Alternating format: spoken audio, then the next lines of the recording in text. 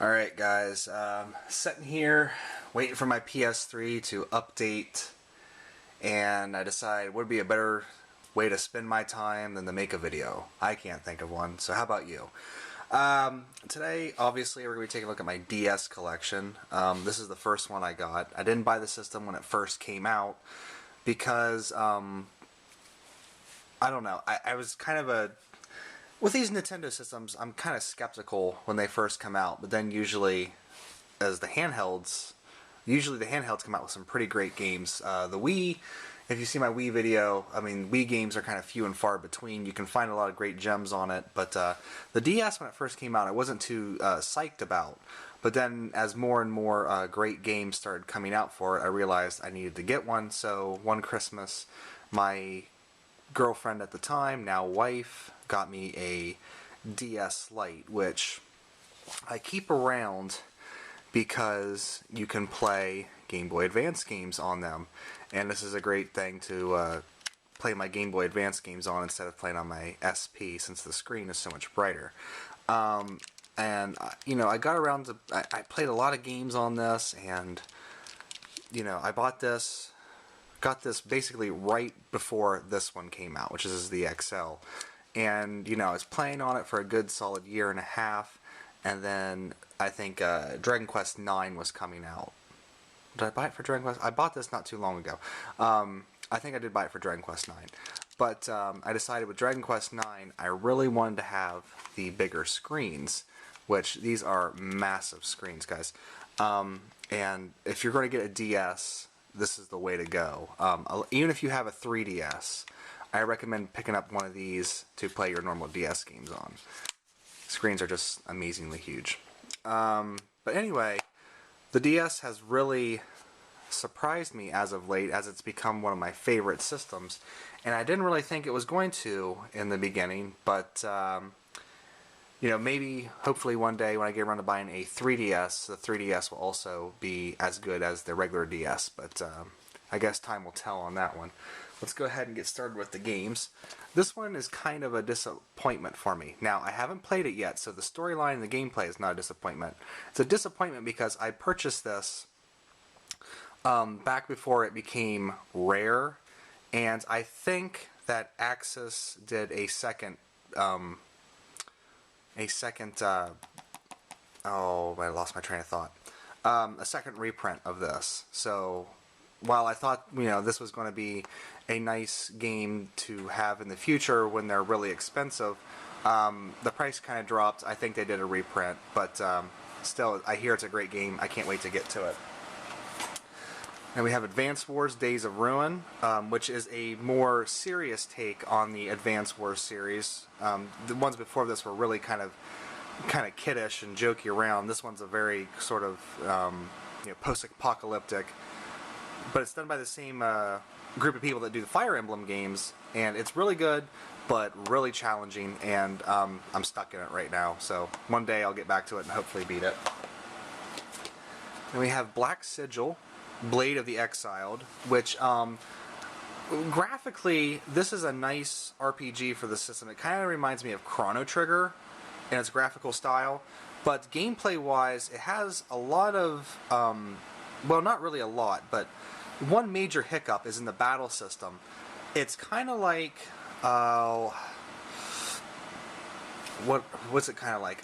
You move around on the battle, on the stage itself, but there are obstacles in the way, and sometimes it doesn't even make sense why your character can't go from point A to point B and attack a monster down here. You know, it looks like there's a clear path, but really there's some kind of rock in the way blocking it. The battle system is really weird in this. Look up some gameplay videos. It's just, sometimes your characters will get stuck and you can't use them at all. So I guess it adds some challenge to it, but on the other hand, it's very frustrating. And we got Blue Dragon Plus with the cardboard sleeve. I bought this because I loved Blue Dragon. I like strategy RPGs, but I've not yet got around to playing it. And then we have Brain Age 1 and Brain Age 2, which, when these first came out, I was playing them every day like I was supposed to. I don't play them anymore, and I'm pretty sure if I boot them up, the dude on the little dude will get on there and just scream at me, why have you not been on here? But these are great games. I use them mostly now for the Sudoku and not the game itself, but you can probably find these for pretty cheap. And we got Children of Mana, which is a dungeon crawler in the Mana series. Haven't got to it yet, but I love the Mana series, so I had to get it. Chrono Trigger. Now, guys, this is the best way to get a hold of Chrono Trigger, because a Super Nintendo cart is going to run you upwards of $40. You can get a Super Famicom cart like I have, but you know, the Japanese language barrier. The PS1 version sucked, but I think this is also on PSN and maybe the Virtual Console. I'm not sure about that, but I prefer Chrono Trigger on the DS. It's fun to have it portable. So get this and get it on the PSN, because you can never have too much Chrono Trigger. It's one of the greatest games ever made. And then I've already made a video about this series, but I'll just go ahead and throw these all out there. I don't know if I'll get them all on screen or not, but a lot of Dragon Quest on the DS, and they just released Dragon Quest Monsters Joker 2. I've played all these and I've beat all these. These four are fantastic, especially Dragon Quest 9. If you're looking for a game to get you in Dragon Quest, get 9 and then go back and try to find these, because I think these first two are a little rarer now. I think you can still get 6 pretty easily. But I haven't got the Dragon Quest Monsters Joker yet. It's a Pokemon style game in the Dragon Quest universe, so I'll get to this eventually. Wasn't really high priority since it's not one of the numbered series, but fantastic games. I love Dragon Quest. Can't get enough of it. They could remake Dragon Quest games until they're blue in the face, and I'll just love it. Final Fantasy III. This is not the Super Nintendo Final Fantasy III. This is the NES version, but it's souped up graphics for the DS. This is the last Final Fantasy that we never got in America, so I had to pick this one up. Again, like most of my games, because I play RPGs, I haven't got to this one yet, but I'm looking forward to it because I like old school Final Fantasies. I just hope they didn't do so many twists and changes to it that I won't recognize it as an old school Final Fantasy. We got Fire Emblem, Shadow Dragon. There's actually another Fire Emblem game for the DS that they haven't released here in America yet, because Nintendo's really kind of stodgy about releasing these games in America. But this is a remake of the first Nintendo game on the DS with updated graphics and everything, and it's quite good. Front Mission. I bought this before I bought my Super Famicom cart of Front Mission. This is actually pretty much a straight port of the Super Nintendo game. So if you guys like old school Front Mission, there you go. And then we have Golden Sun, Dark Dawn. Haven't got to this one yet because I just recently got the Golden Suns back for the Game Boy Advance, and I'm working through the first one kind of slowly, so I'll get to this eventually. But I loved the Golden Sun series back when I first had it. And Geometry Wars Galaxies. This is a fantastic game that on the Xbox 360 we just played and played and played more than most of the games that were out at the time. And so when they released a portable version, I of course had to try to get it. And this actually plays extremely well. It's kind of hard to get used to, holding the D-pad in one hand and using the stylus in the other hand. You kind of have to balance it on the DS on your knee a little bit, but still it's a pretty good port of a fantastic game. Lunar Dragon Song. Now, I've heard some pretty terrible stories about this game. It was actually the first RPG on the DS. And, it carries the Lunar brand, so it's got a lot to live up to. And I don't know if it just didn't live up to people's expectations, or if it really is just one of the worst RPGs ever made. I do plan on getting into it sometime, but I don't know. There's so much bad press about it, kind of scares me off a little bit. But since it's part of the Lunar series, I had to pick it up. And we got Magical Star Sign, a fun-looking RPG that I just found for pretty cheap here recently, so I picked it up. We'll give it a go. Interestingly enough, Nintendo put it out. At least I can't find another company on there, so I believe Nintendo put this one out. So, hey, they will bring out weird games, but it's on the DS and not the Wii. Then we have one of the greatest games on the DS, Monster Tale. I love this game. It was fantastic, fun, although a little short. And there are parts of the normal stages that are harder than the final boss. The final boss is such a pushover, it's ridiculous. But if you're missing, old school Super Metroid type games, this is a great, Metroidvania, as they call them, game. Actually, on the top screen, you have a that glare.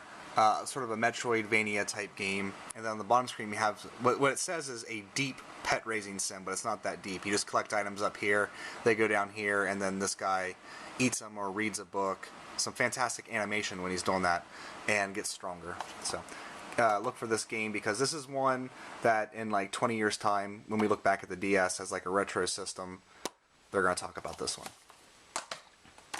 And then this is my wife's, my word coach. She thought this would be interesting, but I don't really think she's played it at all, so we'll keep that moving on. Nostalgia. I just found this for pretty cheap. It looks like a great old school Super Nintendo RPG, so I can't wait to get to that. And then another great game, Radiant Historia for the DS. I have the special edition of this because when I saw this in magazines and online, I just had to run to GameStop and pre-order it. This is fantastic, guys. Probably one of the best time travel games ever, and that's including Chrono Trigger. It's just amazingly good. The battle system is so much fun. It's like a puzzle game where you have 9x9 squares, and you have to move the monsters around so they get on one square so you can combo up damage. Look into this, guys. It's fantastic. And then Retro Game Challenge, another Xseed game. You play through a bunch of old, 8-bit kind of clone games. Really fun. And here's another great game. I'm playing through this now, Soul to Robo. It is fantastic. However, do not get faked out. 10 hours in, you're going to think you're at the end of the game. Don't turn off the game while the credits is rolling, because it continues. I'm warning you guys. Don't turn your game off and lose that save. And kind of got to move a little quicker here because I'm running out of time. Suicode and Tear Crease. Hey, it's my last name. Tear Crease, Crease. I keep saying Crease. Christ. Correct pronunciation is Christ. Tear Christ. Christ is circle. Tear, of course, levels. So that's Zodiac, I guess in German. So this is actually a new Suikoden game. Doesn't take place in the original 5 games, but there you go. Tear Christ, not Tear Crease. Christ. Trace Memory, otherwise known as Another Code. We got the first game in the series, Another Code R. Europe got it, Japan got it. We didn't get it on the Wii, so thanks, Nintendo.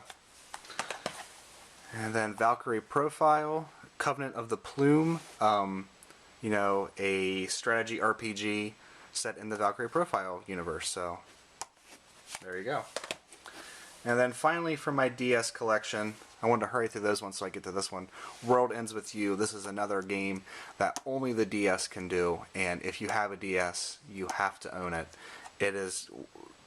I wouldn't say it's the best RPG on the system because I'm partial to some other ones, but this one's really up there. The story is nice and dark. It's not, cutesy really at all. And the battle system is really interesting because you have to use the control pad to battle on the top screen while you use the stylus to battle on the bottom screen. So it gets pretty hectic. But, fantastic game. Fantastic soundtrack, too. So, yep. That is my DS collection. Probably my favorite system of this generation. I suggest if you guys don't have one to go out and get it. And if you do have one, to go out and get some of these games because they are pretty fantastic. Hopefully the 3DS can get as good as this little system was. So, there's my PlayStation 3 coming on. So I'll see you guys later.